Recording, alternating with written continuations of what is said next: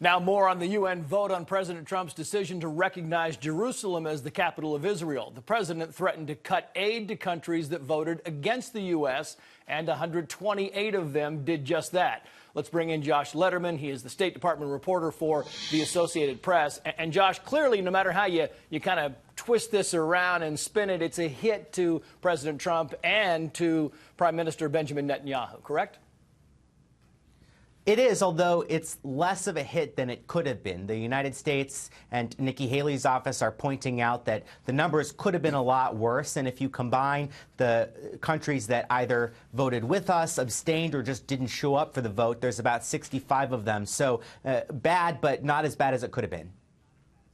Yeah, that's the glass half full portion where, you know what, they were expecting about 150 votes. So of the 193 members that there are, you got 128. So, yeah, I mean, you can spin that to say that this could have been a lot worse against the U.S. But I want to put this up on the screen. This is the top 10 countries, 8 of the top 10 countries that we give the most aid to, all voted against the United States on this. You can see there Israel, of course, voted with us on Afghanistan, Egypt, Jordan, Pakistan, and Kenya. Does it interest you that the countries that get the most aid, that had the most on the line, all decided to side with the UN on this?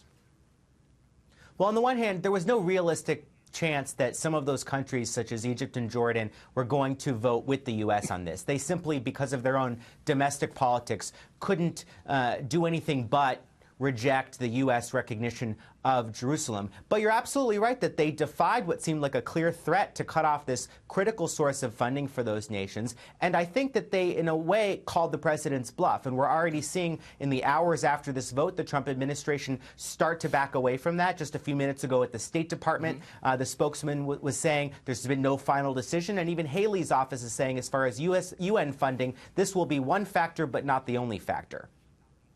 You know what I found more interesting, Josh, is that you look at the rundown here and you have India and Russia and China all voting against this. And Israel in recent months, Benjamin Netanyahu, has kind of touted them as allies. And they all kind of vehemently said, nope, we're not going to go along with moving the capital to Jerusalem.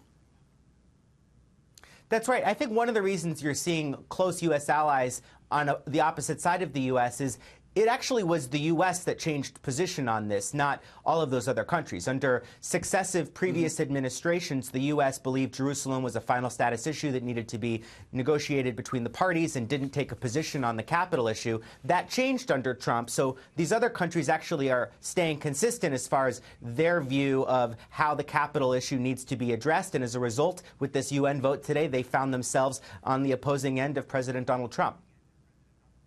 And quickly, the president's threat to pull money away from those countries, do you think it happens?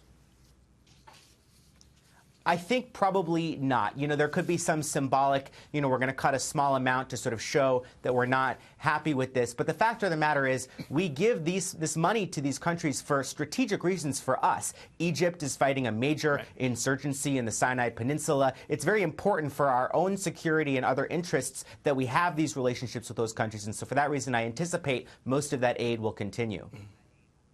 Yeah, but the president is very high on loyalty. Josh Lederman, Associated Press. Josh, thank you.